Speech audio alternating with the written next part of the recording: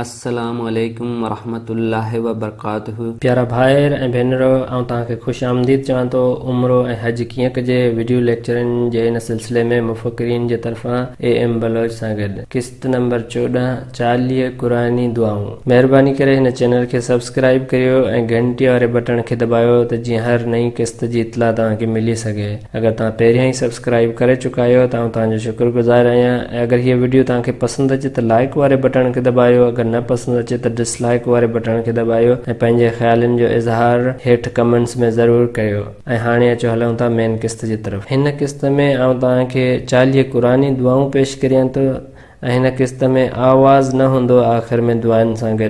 तव्हां इन्हनि खे ॾिसी सघो था या पंहिंजे मोबाइल जे स्क्रीन ते ॾिसी सघो था। हीअ आस्ते आस्ते दुआऊं हली रहियूं हूंदियूं तव्हांजे स्क्रीन ते थोरी देरि में। अगरि हीअ वीडियो तव्हांखे पसंदि अचे त तव्हां लाइक वारे बटन खे दबाइजो, अगरि न पसंदि अचे त डिसलाइक वारे बटन खे दबाइजो ऐं हिन चैनल खे सब्सक्राइब करियो अगरि तव्हां पहिरियां न कयो आहे, ऐं घंटी वारे बटन खे ज़रूरु दबाइजो त जीअं तव्हांखे अॻियां अचण वारी वीडियो जो इतला मिली सघे। अगरि तव्हां पहिरियां ई सब्सक्राइब करे चुका आहियो त आउं शुक्रगुज़ार आहियां। हीअ आख़िरी क़िस्त आहे हिन सिलसिले जी ऐं ॿियूं कुझु नयूं वीडियो बि पेश कंदुसि मुख़्तलिफ़ मौज़ुअनि ते। ऐं तव्हां मूंखे हेठि कमेंट्स में ॿुधायो कि तव्हां वधीक छा ॾिसणु पसंदि करियो, जंहिं ते तव्हांखे ज़्यादा मदद जी ज़रूरत आहे। बिल में तव्हां छा ॾिसणु पसंदि करियो था जीअं उन जे बारे में सोचे सघां, जे लाइ को हल बि कढां, उहे हल कढां जेका तव्हांजी ज़रूरतनि खे पूरो करे सघे। ऐं ॿियूं क़िस्तूं बि ॾिसिजो जेके आउं ॿियनि मौज़ुअनि ते बि इनशाला तयारु करण वारो आहियां। मुस्तक़बिल में इनशाला